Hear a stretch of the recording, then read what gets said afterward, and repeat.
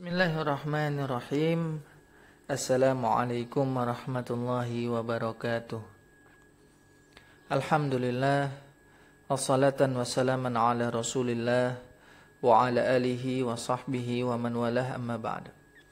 Ma'asyiral muslimin wal muslimat rahimakumullah. Alhamdulillah, kini kita telah berada di pelajaran yang ke-14, salah satu pembahasan paling inti dalam memahami nahwu, yaitu perubahan pada isim.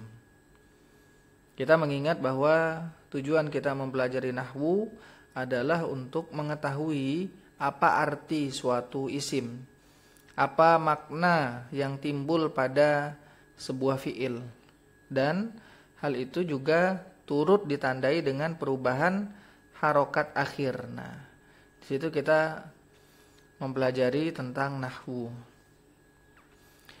Perubahan pada isim, ya, seperti fi'il mudhari, isim juga bisa mengalami perubahan pada akhirnya, seperti fi'il mudhari.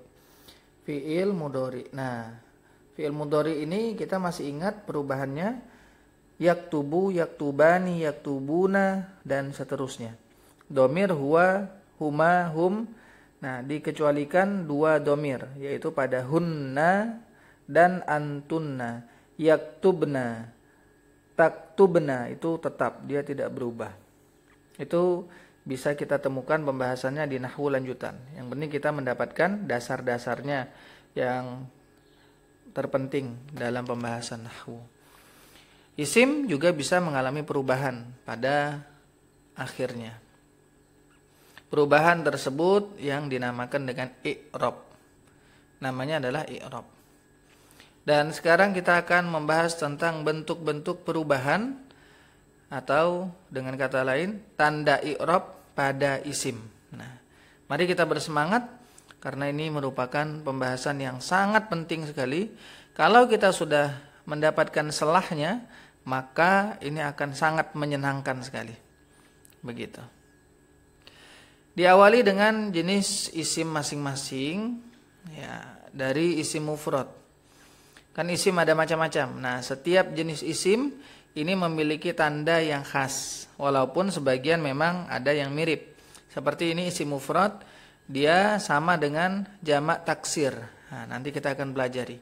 Jadi perubahan pada masing-masing isim itu khas, ada sendiri-sendiri. Ada kostumnya masing-masing, kalau bisa kita analogikan demikian. Ya, isim mufrad ada khasnya sendiri.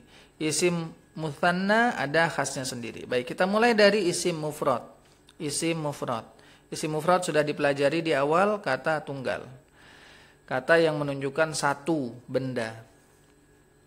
I'rab pada isim mufrad. Ada rafa, yaitu dengan dhammah. Nah, ini. Dhammah di akhir kata. Nasab dengan fathah di akhir. Lalu ada jer, kasrah di akhir. Ini selalu ya berputar pada tiga ini. Rafa, nasab, dan jer. Rafa, nasab, dan jer. Ya, karena i'rab isim tiga. Rafa, nasab, jer. I'rab fi'il mudhari, rafa, nasab, jazm. Sudah lewat pembahasannya. Baik. Jadi ini harus kita hafal. Rafa, nasab, jer secara berurutan, yaitu dengan dhammah, fathah, kasroh. Dhammah, fathah, kasroh. Kita lihat contohnya. Rajulun. Rajulun. Ini berarti dia marfu atau rafa, ya. Rajulun, seperti itu. Ketika mansub, rajulan. Dan ketika majrur, artinya dia kasroh, sehingga jadilah rajulin. Jadi diingat, rafa, nasab, jer. Kapan? Maka ada tandanya seperti yang sudah kita bahas barusan. Kalau isim mufrad, nasab berarti fathah. Kapan nasab? Kapan nasabnya itu kapan? Nah, itu nanti kita akan pelajari khusus. Ini tandanya dulu. Kalau dia nasab pakai apa? Begitu. Baik, selesai di sini ya tentang isim mufrad. Kemudian isim mutsanna yang menunjukkan dua benda atau dua orang dan sebagainya. Intinya dua objek yang dibahas. I'rab pada mutsanna, untuk mutsanna rafa tambahan alif nun. Sementara nasab dan jar tambahan ya dan nun di akhir kata. Jadi insyaallah ini sangat mudah. Contohnya dalam keadaan yang marfu talibani. Kalau muannas contohnya talibatani. Itu ada tambahan alif dan nun. Sementara bentuk mansub dan majrurnya talibaini, talibataini. Itu keadaan mansub dan majrur. Nah, mansub dan majrur bentuknya sama, tambahan ya dan nun. Sementara dalam keadaan marfu ialah alif dan nun. Ini juga harus dihafal. Ya. Kalau ingin mudah, ingat saja urutan dasar i'rab isim. Rafa, nasab, jar. Kalau isim mufrad tadi dhammah, fathah, kasrah. Kalau isim mutsanna maka alif, ya, ya. Tinggal begitu saja. Alif, ya, ya. Artinya alif dalam keadaan rafa, ya, ya, nasab dan jar. Seperti itu. Baik ya, ini insyaallah jelas. Jadi hanya ini yang perlu dihafalkan. Hanya ini saja yang perlu dihafalkan. Ya. Tidak perlu kita mencari-cari yang lain lagi. Intinya keadaan nasab pada isim mutsanna berarti ya. Contoh rajulaini. Begitu. Baik, ini isim mutsanna. Selanjutnya yaitu jamak mudzakkar salim. Jamak mudzakkar salim kata yang menunjukkan arti jamak untuk laki-laki. Sudah lewat pembahasan detailnya ya. Kita tidak membahas lagi teknis bikinnya, tapi di sini tentang tanda i'rab. Pada jamak mudzakkar salim rafa dengan waw dan nun, sementara nasab dan jar tambahannya ya dan nun di akhir kata. Ya, contohnya muslimuna. Muslimuna. Nah, sementara mansub dan majrur muslimina. Marfu muslimuna. Mu'minuna. Kalau mansub dan majrur pakai ya, mu'minina. Jalisuna berarti marfu karena ada waw nun. Jalisina antara dua, mansub atau majrur. Yang mana dong, mansub atau majrur? Ya, sama mansub dan majrur bentuknya seperti itu. Nanti akan ada tempatnya sendiri kapan mansub, kapan majrur, begitu. Baik, ini jamak mudzakkar salim, rumusnya gampang seperti tadi, tinggal kita hafalkan susunan urutan dasar i'rab isim yaitu rafa, nasab, jar. Rafa, nasab, jar. Di sini untuk jamak mudzakkar salim berarti waw, ya, ya, begitu. Selanjutnya yang keempat jamak muannats salim. Menunjukkan arti jamak untuk perempuan. Untuk i'rabnya rafa ini dhammatain ya, di situ dhammah dan nasab jarnya adalah kasrah. Kalau jamak muannats salim gampang dhammah kasrah kasrah. Dhammah kasrah kasrah. Di sana dhammatain kemudian kasratain, dhammahnya bertanwin ya.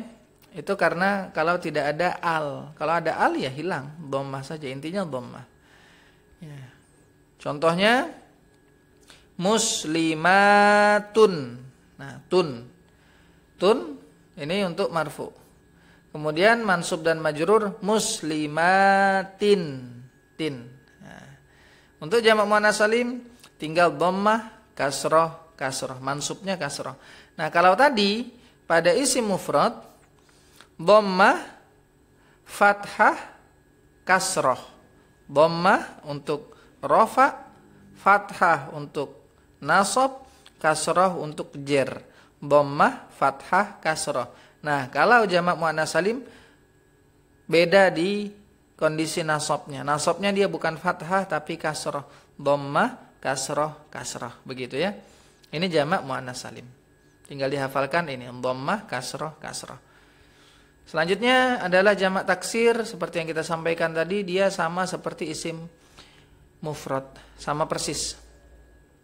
Jamak taksir bentuk jamak yang tidak mengikuti pola penambahan khusus. Ya, i'rabnya rafa, nasab, jer, sama tadi seperti isim mufrad. Contohnya rijalun, rijalan untuk posisi nasab dan rijalin untuk kondisi jar atau majrur. Rijalun, rijalan, rijalin. Dhammah, fathah, kasrah. Jamak taksir, gampang. Persis dengan isim mufrad. Berikutnya asmaul khamsah, isim yang 5. Apa ini asmaul khamsah? Dia adalah 5 isim khusus. 5 isim khusus. 5 isim khusus. Nah, pengelompokannya ini berdasarkan kesamaan pada tanda i'rabnya, kesamaan pada tanda i'rabnya. Jadi tidak perlu kita cari hubungannya apa, makna antara asmaul khamsah ini. Kok bisa sampai mereka jadi 5 isim yang eksklusif dengan tanda khusus? Hubungannya tidak ada dari segi makna. Ya, akan tetapi dari segi kesamaan pada tanda i'rabnya. Jadi 5 isim ini tanda i'rabnya saat rafa sama semua, saat nasab sama semua, saat jer sama semua. Nah, ditemukan ada 5 isim. Nah, inilah 5 isimnya. Ya, asmaul khamsah, abu, akhu, hamu, fu, dan zu. Nah, abu, akhu, hamu, fu, dan zu. Ini adalah asmaul khamsah. Kita perlu hafalkan ini. Abu, akhu, hamu, fu, dan zu. Apa tanda dari asmaul khamsah ini i'rabnya? Rafa berakhiran waw, nasab berakhiran alif, kemudian jer berakhiran ya. Kita lihat dalam contoh marfu, jaa akhuka. Nah, akhuka pakai waw. Kalau diganti akhu ini kita ganti dengan abu misalnya, maka jaa abuka. Nah, begitu. Jadi waw dia karena rafa asmaul khamsah adalah dengan waw. Ingat saja ini 3 ini. Ya. Rafa, nasab, jar. Maka kalau asmaul khamsah waw, alif, ya, seperti itu. Ingat selalu susunan urutannya dalam i'rab ini, i'rab isim, yaitu rafa, nasab, jar, rafa, nasab, jar.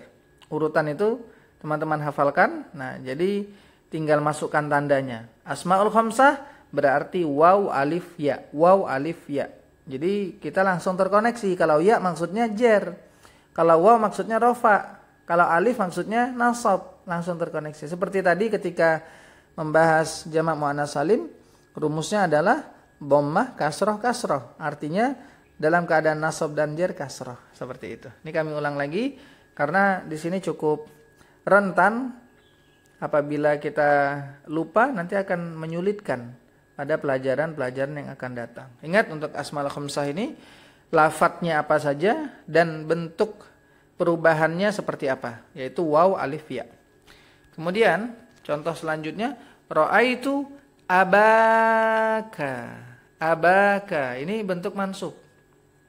Kenapa mansub? Nah, jawabannya nanti ada sendiri isim-isim yang kategori mansub atau mengalami nasab. Kapan dia mengalami nasab? Ada sendiri. Kapan dia mengalami rofa? Sebentar lagi. Ya, setelah pelajaran yang ke-14 ini kita akan mulai masuk. Kapan isim mengalami rofa? Nah, jadi Dalam contoh di sini, ra'aitu abaka dia mansub. Kalau kita ganti menjadi bentuk yang lain dari asmaul khamsah, maka sama menjadi alif. Contoh ra'aitu akhaka. Begitu. Ra'aitu faka. Aku melihat faka, mulutmu. Nah, bisa seperti itu. Menjadi alif dia. Ya, faka. Abaka. Ya Aba Bakrin. Ya Aba Hurairah. Aba, ya, menjadi alif. Kenapa? Karena mansub. Lalu dalam keadaan majrur menjadi ya. Marartu bi dzi malin. Dzi. Kita lihat. Dzi. Marartu bi dzi malin. Dzi adalah asmaul khamsah dan jar dengan ya. Berakhiran ya tadi. Baik, selesai asmaul khamsah. Insyaallah ini ringan. Barakallahu fikum. Selanjutnya ismul ladzi la yansharif, yaitu isim yang tidak bisa menerima tanwin dan tidak bisa dimajrur, dengan kasroh. Ya, ini ismul ladzi la yansharif. Rafa, dhamma, nasab dengan fathah dan jar juga dengan fathah. Dhamma, fathah, fathah. Dhamma, fathah, fathah. Nah, tidak bisa dimajrur dengan kasroh dia. Tidak bisa dimajrur dengan kasroh. Tidak bisa. Ada keadaan bisa dengan dua syarat. Nah, melengkapi ini kita bisa baca sendiri di buku Nahwu tingkat lanjutan. Karena kita tingkat dasar, kita membangun dasar-dasar yang terpenting dulu. Ya. Pada prinsipnya adalah tanda ismul ladzi la yansharif dalam hal i'rabnya bagaimana? Itu dhammah, fathah, fathah. Jadi kalau jar dia bukan kasroh tapi malah fathah. Contoh kita lihat Ahmadu qaimun dalam bentuk rafa. Ahmadu, du. Ya. Rafa dhammah. Kemudian dalam keadaan mansub raaitu Ahmada